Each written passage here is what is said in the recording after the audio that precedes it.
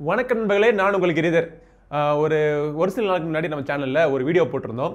அதாவது டிபின்ஷூர் அப்படிங்கிற ஒரு டெக்னாலஜி யூஸ் பண்ணி உங்கள் மொபைல் ஃபோன் எந்த மொபைல் ஃபோனாக இருந்தாலும் அந்த மொபைல் ஃபோனுக்கு IPX7 வரைக்கும் வாட்டர் ப்ரூஃப் தர மாதிரி ஒரு டெக்னாலஜி இந்தியாவில் இருக்குது அப்படிங்கிறத ஒரு வீடியோவை அவங்க போட்டு காமிச்சிருந்தேன். ஸோ அந்த வீடியோவில் வந்து நிறைய பேர் கமெண்ட்ஸ் கேட்டிருந்தீங்க, நிறைய கொஸ்டின்ஸ், டவுட்ஸ் நிறைய பேருக்கு இருந்துச்சு.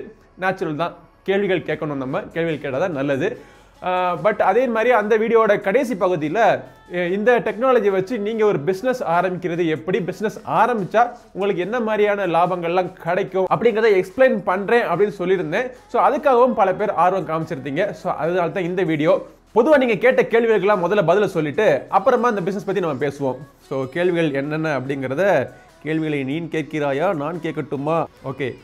ஸோ நிறைய பேர் இந்த கேள்வியை கேட்டிருந்தீங்க. இந்த மாதிரி டெக்னாலஜி மூலமாக வச்சு நம்ம மொபைல் ஃபோனுக்கு கோட்டிங் கொடுத்ததுக்கப்புறம் மொபைல் ஃபோனில் ஹீட்டிங் பிரச்சனை வருமா அப்படின்னு கேட்டிருந்தீங்க. ஹீட்டிங் பிரச்சனை வராது. இது வந்து ஒரு நானோ கோட்டிங். நானோ கோட்டிங் அப்படிங்கிறது வந்து ரொம்ப ரொம்ப ஒரு தின் லேயர் ஆஃப் கோட்டிங் அதில் ஃபார்ம் ஆகிருக்கும்.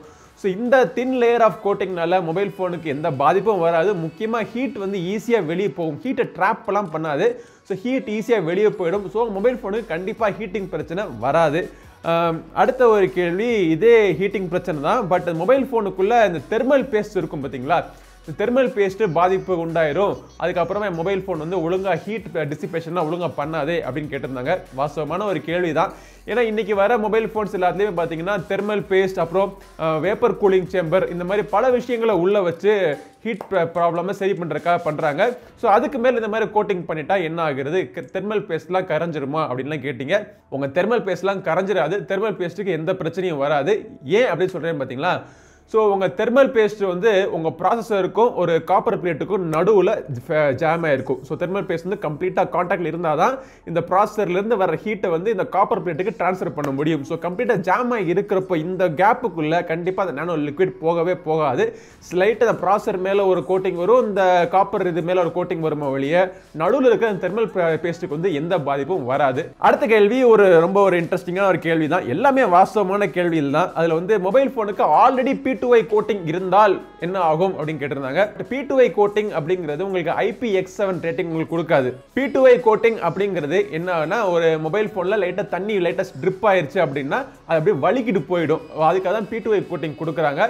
பட் இந்த ஒரு டிபின்ஷூர் டெக்னாலஜி மூலமா நீங்க கோட்டிங் பண்ணீங்க அப்படின்னா உங்களுக்கு IPX7 ரேட்டிங் வரைக்கும் உங்களுக்கு கிடைக்கும். ஸோ இது வந்து அதை விட டீப்பான ப்ரொடெக்ஷன் கொடுக்கறதுனால அந்த P2I கோட்டிங் இருந்தால் தேவையில்லை, பட் எக்ஸ்ட்ரா ப்ரொடெக்ஷன் வேணும் அப்படின்னு நீங்க நினைச்சீங்க அப்படின்னா இந்த கோட்டிங் கொடுத்தீங்கன்னா உங்களுக்கு மன நிம்மதி, பீஸ் ஆஃப் மைண்ட், அவ்வளவுதான். அப்புறம் இந்த கேள்வி நிறைய பேர் கேட்டிருந்தீங்க. அது என்னன்னா, அந்த ஹெட்ஃபோன் ஜாக்குக்குள்ள இந்த கோட்டிங் போயிட்டா பாட்டு வந்து கேட்குற என்னுடைய தரம் வந்து குறைஞ்சிருமா அப்படின்னு கேட்டீங்க.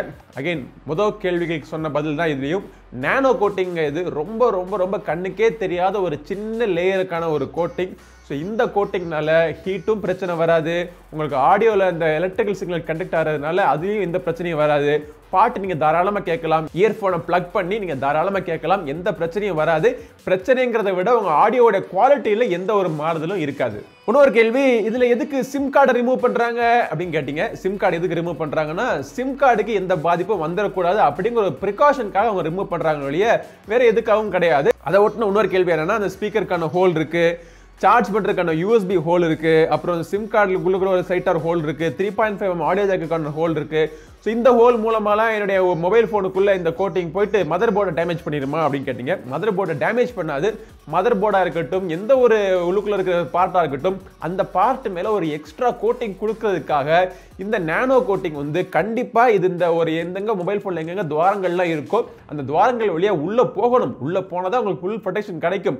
இன்னொரு விஷயம் வந்து, அதுக்காக அந்த சிம் கார்டை ரிமூவ் பண்ணிடுறாங்க. சிம் கார்டையும் SD கார்டையும் எதுக்கு ரிமூவ் பண்ணுறாங்கன்னா, அது ஒழுங்காக அது உள்ளுக்குள்ளே போய் கோட்டிங் பண்ணணும் அப்படிங்கிறதுக்காக தான் உள்ள ரிமூவ் பண்ணுறாங்க.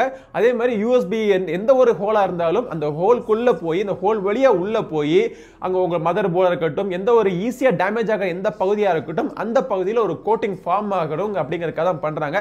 இதனால மொபைல் ஃபோனுக்கு எந்த பாதிப்பும் வராது. இன்னொரு கேள்வியும் பார்த்தீங்கன்னா, இதனால மொபைல் ஃபோன் ஸ்க்ராட்ச் ஆகுமா, இல்லை ஸ்க்ராட்ச் ஆகிறது ப்ரொடெக்ட் ஆகுமா அப்படின்னு கேட்டிங்க. இது வந்து ஸ்க்ராட்ச் கார்டு கிடையாது. கார்னிங் கொரில்லா கிளாஸ்லாம், எக்ஸ்ட்ரா டெம்பர்ட் கிளாஸ்லாம் கிடையாது. அகைன் ஏற்கனவே சொன்ன மாதிரி நானோ கோட்டிங் ரொம்ப ரொம்ப ரொம்ப சின்ன ஒரு கோட்டிங். உங்கள் முடியை விட பல மடங்கு தின்னான ஒரு கோட்டிங் இது. ஸோ இந்த கோட்டிங் கொடுக்கறதுனால உங்கள் மொபைல் ஃபோனுக்கு ஸ்க்ராட்ச் ப்ரூஃப்லாம் கிடைக்காது. மொபைல் ஃபோன் நீங்கள் ஸ்க்ராட்ச் பண்ணுற மாதிரி ஒரு நிலைமையில் இருந்துச்சு அப்படின்னா கண்டிப்பாக ஸ்க்ராட்ச் ஆகத்தான் செய்யும். இந்த ஸ்க்ராட்ச் ப்ரொடெக்ஷன் கிடையாது. இது வந்து ஒன்லி வாட்டர் ப்ரொடெக்ஷன். உங்கள் மொபைல் ஃபோனுக்கு தண்ணினால ஏதாவது வர்ற பாதிப்புகளை ப்ரொடெக்ட் பண்ணுறதுக்காக தான் இந்த டிபின்ஷூர்னுடைய டெக்னாலஜி. சரி, இப்போ வந்து நம்ம பிஸ்னஸ்க்கு வருவோம். ஸோ இதை வச்சு நம்ம தொழில் தொடங்கினா நமக்கு என்ன மாதிரியான லாபம் கிடைக்கும் அப்படிங்கிறத உங்களுக்கு காமிக்கிறேன். ஸோ வந்து ரொம்ப ரொம்ப காம்ப்ளெக்ஸான கால்குலேஷன்லாம் கிடையாது. ரொம்ப ரொம்ப சிம்பிளான ஒரு கால்குலேஷன் தான். அது எப்படிங்கிறத போட்டுருவோம் நம்ம.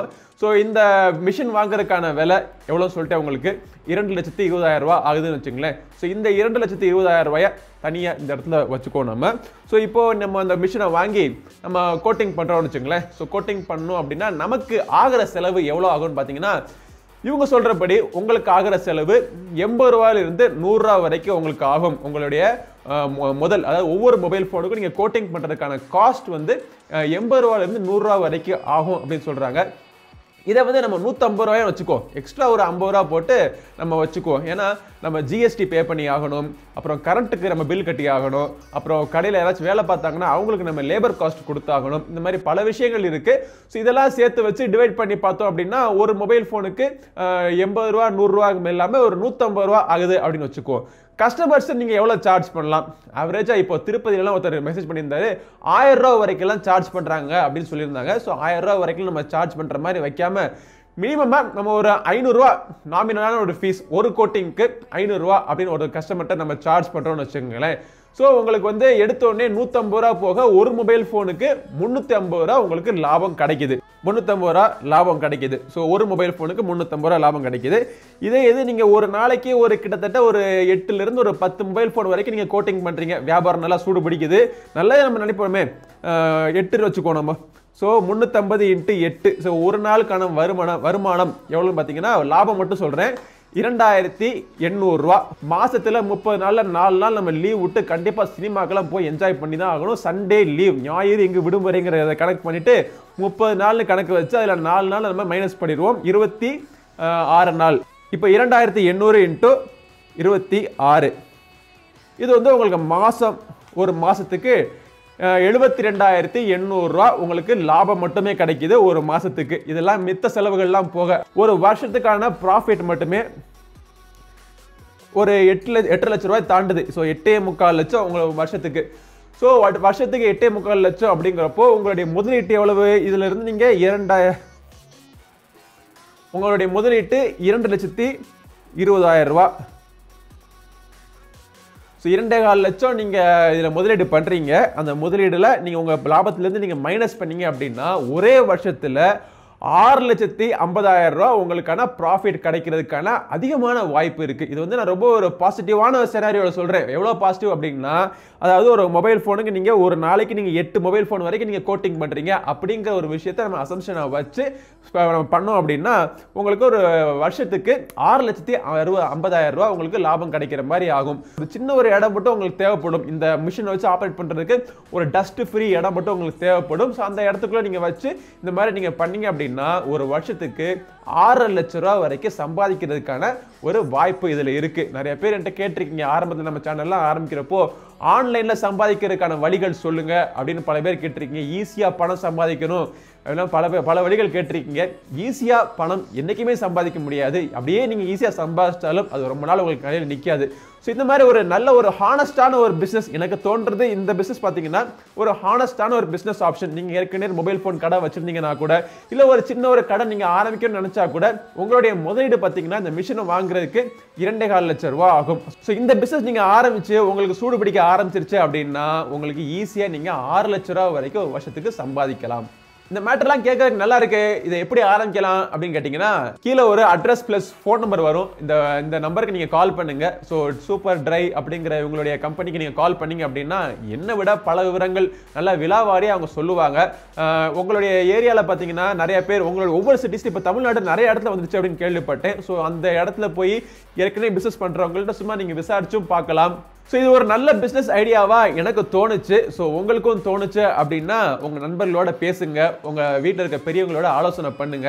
இந்த நம்பர் கீழே இருக்க நம்பரை கால் பண்ணி மேலும் விவரங்கள் தெரிஞ்சுக்குங்க. ஸோ இந்த வருஷம் 2020 வருஷம் ரொம்ப ஒரு லாபகரமான வருஷமா அமையறதுக்கு என்னுடைய வாழ்த்துக்கள். ஸோ இந்த வீடியோ உங்களுக்கு பிடிச்சிருக்குன்னு நினைக்கிறேன். இதே மாதிரி பல வீடியோஸ் நீங்க பார்க்கறதுக்கு நம்ம சேனல் GiriSonnaSeri சப்ஸ்கிரைப் பண்ணுங்க. அடுத்த பதிவில் உங்களை மீண்டும் சந்திக்கும் வரை உங்களிடமிருந்து விடைபெறுவது உங்கள் நண்பர் கிரிதர். வாழ்க தமிழ், வளர்க பாரதம். நன்றி, வணக்கம்.